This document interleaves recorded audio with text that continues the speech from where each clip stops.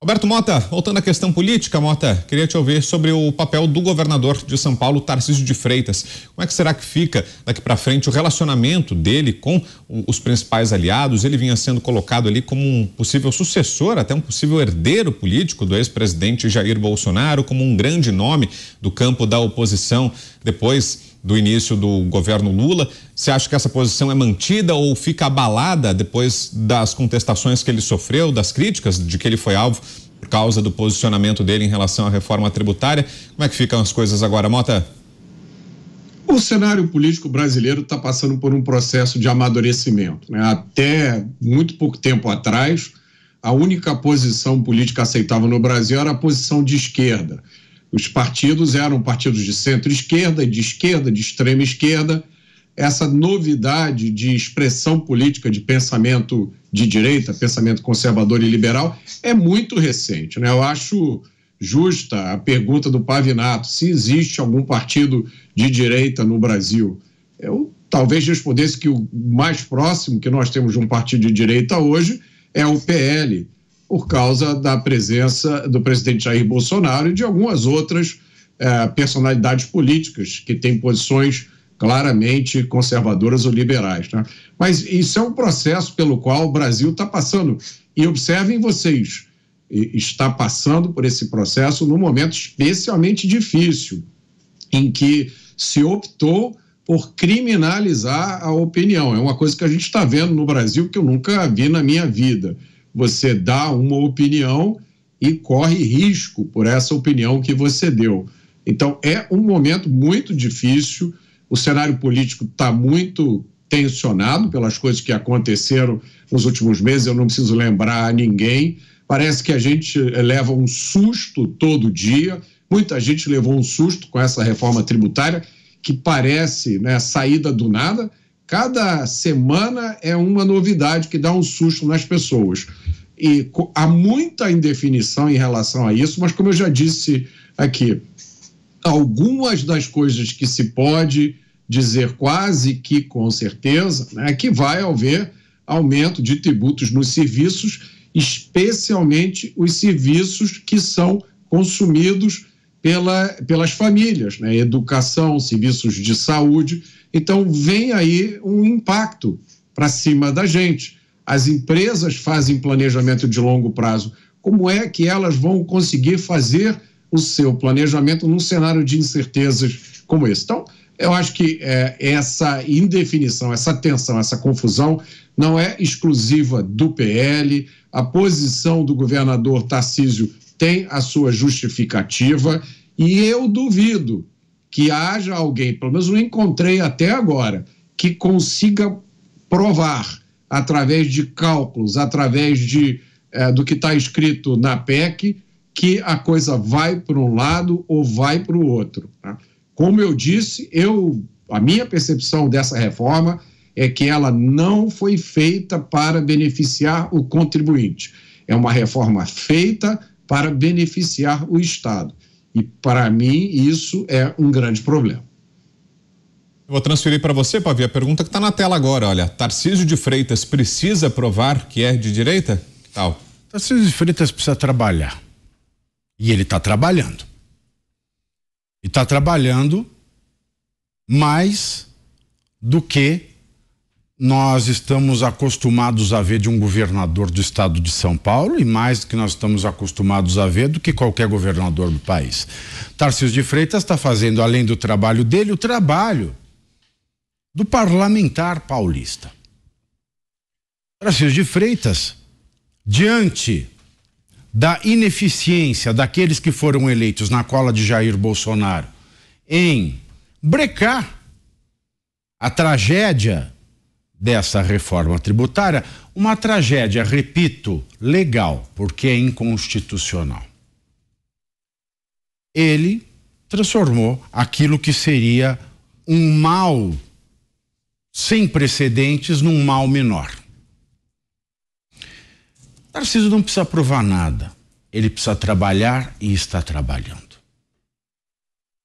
A única coisa com relação a essa questão de direita e esquerda que pode atrapalhar Tarcísio numa próxima campanha, e espero eu que seja para se reeleger governador, porque eu espero realmente que ele venha continuando esse ótimo trabalho que ele tem feito em prol do nosso estado. A única coisa que vai complicá-lo é o partido, que é o Republicanos. E uma segunda coisa é a foto que ele se deixou fazer ao lado de André Janones, advogado. Porque aquela foto ao lado de André Janones, advogado, com a legenda que foi posta por André Janones, advogado, chamando-o de companheiro, vai ser usada e abusada em toda e qualquer campanha que Tarcísio de Freitas vier a disputar daqui por diante. Ele não precisa provar que é de direita. Ele só precisa fazer as coisas direito. E é o que ele tem feito. Se essa PEC é inconstitucional, se essa PEC ela apresenta uma distorção de centralização quase que autocrática, de que todo o dinheiro que existe no país vai para Brasília para depois voltar para os outros estados e para os outros municípios que ficticiamente são entes autônomos de uma federação mentirosa. Se os parlamentares, se são aqueles que poderiam barrar, alterar, mudar, espernear dentro das suas respectivas competências constitucionais, não são capazes de fazê-lo, Tarcísio fez o que pôde. Fez mais do que um governador poderia fazer. Fez muito mais do que toda a nossa bancada fez. E qual é a leitura por aí, Zé? O governador, de alguma forma, perde o protagonismo que ele tinha no campo da oposição, perde força depois do embate dessa semana envolvendo a reforma tributária ou não, Zé? Houve estranhamento. A gente conversa com um, conversa com outro para tirar um pensamento médio, né? Houve um estranhamento da posição dele, da posição do ex-presidente Jair Bolsonaro e principalmente dos deputados do PL, né? Que são alinhados com o ex-presidente Jair Bolsonaro, chamados bolsonaristas. Ele, segundo os políticos, agiu de uma maneira boa, de uma maneira correta, que é negociar, discutir, criticar, mas não se afastar da negociação. E devo dizer que pessoas até ali próximas do ex-presidente Jair Bolsonaro ficaram com esta impressão de que não houve um aprofundamento, a possibilidade de um aprofundamento do debate naquela reunião polêmica, deputados se levantando do plenário lá da reunião, né, questionando o deputado falando com ele, olha, eu também entendo disso aí, e muitos que estavam ali entendiam mesmo, alguns tinham livros sobre esse assunto, né, questionando exatamente em pontos sensíveis da reforma tributária. O que o pessoal quer saber mesmo é de política. E aí, o que vai acontecer? Me disseram que setores importantes empresariais, que eram aliados são aliados do ex-presidente Jair Bolsonaro, ficaram ressentidos, porque eles queriam a aprovação da emenda. E o Bolsonaro e a equipe do PL tinha exatamente que apresentar a proposta de emenda apresentada por Paulo Guedes, que é boa e que tem uma parte neste projeto, mas não é todo. E deveria insistir e negociar. Então, esta é a situação. Mas muitos dizem que a posição do Tarcísio o favoreceu, porque apesar dele continuar no antagonismo com o PT, ele mostra que também não é um grupo aliado demais a Bolsonaro e que não tem nada dessa história, essa pecha que tentam colocar de extrema direita que não existe. E para você, Dantas, qual o saldo para o governador Tarcísio? Ele sai fortalecido depois do embate ou não? Qual o diagnóstico? Sai fortalecido junto ao sistema político-jurídico que governa o país. E sai enfraquecido junto à base bolsonarista que o ajudou a ser eleito. Foi responsável, inclusive, por sua eleição. É bom que se diga, é bom que se veja a trajetória do Tarcísio, a trajetória política do Tarcísio. Tarcísio, ele é um homem de centro. Como assim, Cláudio? O Tarcísio foi diretor do DENIT de Dilma Rousseff. Depois ele foi aí resgatado, veio, entrou, virou ministro do Bolsonaro e tal, e surfou no bolsonarismo para virar governador de São Paulo. Ele nunca imaginou que viraria governador de São Paulo. mas ele é um administrador, é um cara que tem uma origem ali no Congresso, tem relação com todas as bancadas e hoje está ocupando a função de governador de um estado. Ele é um gestor público. É muito fácil para quem está do lado de fora, sem nenhum cargo de gestão, jogar pedra. É normal, aliás, isso é bom, isso faz parte da democracia. Falamos isso ontem. Está lá o Jair Bolsonaro, né? Não tem vínculo, né, hoje funcional nenhum, ele tem a liberdade total para fazer a crítica que ele quiser, como qualquer outra pessoa, como qualquer cidadão comum. Claro, ele é um ex-presidente e ajudou a eleger o Tarcísio, então se surpreendeu com ter ali o seu pupilo, né, aquele que ele abençoou, que ele apadrinhou, que ele transformou em governador de São Paulo, ver este seu pupilo tomando voo próprio.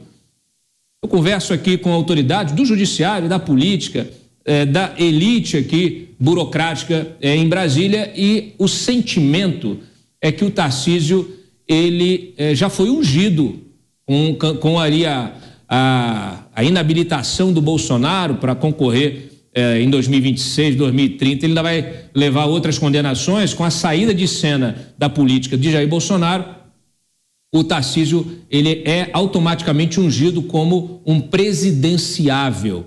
Se o será em 2026 ou dali adiante, 2030, tudo dependerá da sua gestão. Mas ele é admitido pelo sistema político, ele é considerado nesse sistema e ele está fazendo a movimentação política para se viabilizar também nesta trilha, que ele vai pavimentando com a ajuda de outras lideranças, como, por exemplo, Gilberto Kassab. Então, o ideário, a utopia do bolsonarista de achar que o Tarcísio é um homem de direita, ela precisa ser retirada de cenário se você quiser fazer uma análise crítica, né? Uma análise real do que está acontecendo. Ele, como governador de São Paulo, não pode fazer certas coisas, senão ele cai numa armadilha que prejudicou, por exemplo, João Dória. João Dória entrou nesse embate político com o Bolsonaro, ele governador, Bolsonaro presidente, e ele se lascou, ele se ferrou como político. Né? Acabou se desgastando, desgastou sua imagem, não conseguiu nem viabilizar a sua candidatura para poder tentar a presidência da República no ano passado. Então, o Tarcísio já aprendeu com isso, ele é um pragmático, ele não quer repetir esse erro, ele vai seguir na linha dele, vai cuidar dos interesses de São Paulo, vai deixar de dar ouvidos, inclusive, para algumas coisas óbvias, vai trabalhar em outras, vai olhar para o outro lado para deixar algumas passarem, vai ser pragmático para poder chegar em 2026 fortalecido. Isso, inclusive, é o que se espera desse sistema aqui das autoridades de plantão.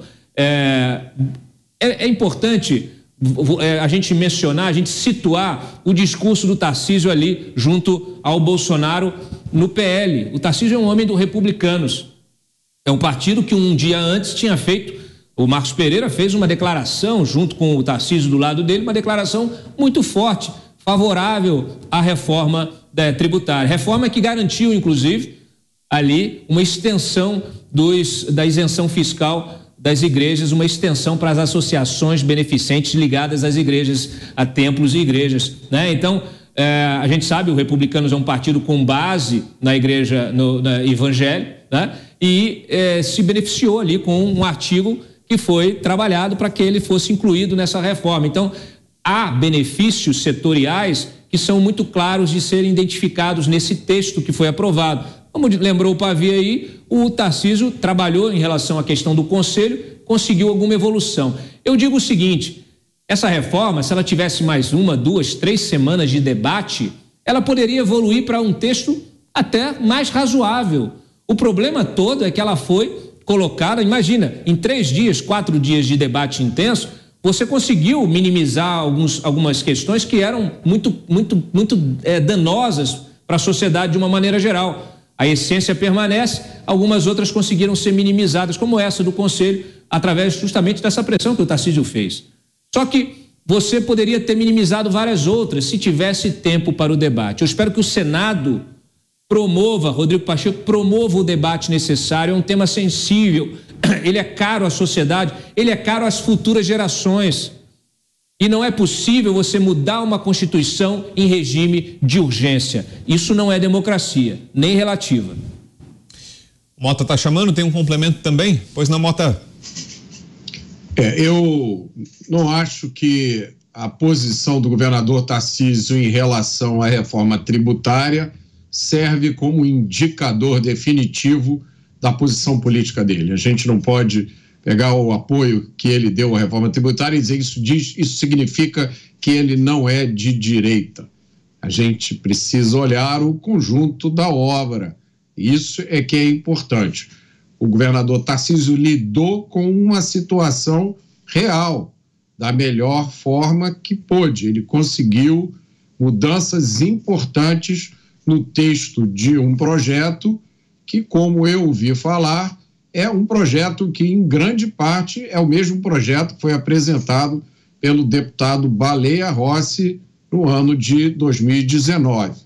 Então, na cena política de hoje, nós vemos muita gente que se diz de direita, que tem uma articulação muito boa, mas quando você vai olhar o registro da produção, do trabalho, do que aquela pessoa já fez para avançar com as pautas conservadoras e liberais, não tem nada, né? É como o Pavinato falou. Então, eu acho que a gente tem que olhar o conjunto da obra. O governador Tarcísio tem as responsabilidades de um governador que são diferentes das responsabilidades de um parlamentar. Então, eu acho que isso não serve como indicador. Eu acho que se a gente for olhar o conjunto da obra, o governador Tarcísio, né, ele começou a carreira como um técnico, trabalhando em várias administrações, como os técnicos devem fazer, depois passou por uma transição muito difícil para político, enfrentou uma campanha eleitoral num lugar complicadíssimo, ganhou, agora está exercendo o seu cargo de governador, né, e está fazendo isso de uma forma muito boa e pode abrir caminhos para o futuro. O Brasil precisa de pessoas que tenham convicções fortes, mas que saibam lidar com situações nas quais eles vão estar frente a frente ou ao lado com pessoas que pensam de uma forma bastante diferente. Isso não quer dizer que você mudou as suas convicções. Isso quer dizer que você tem pragmatismo de fazer o melhor que você pode naquele momento e esperar, talvez, amanhã, uma oportunidade melhor para transformar as suas convicções em alguma coisa prática.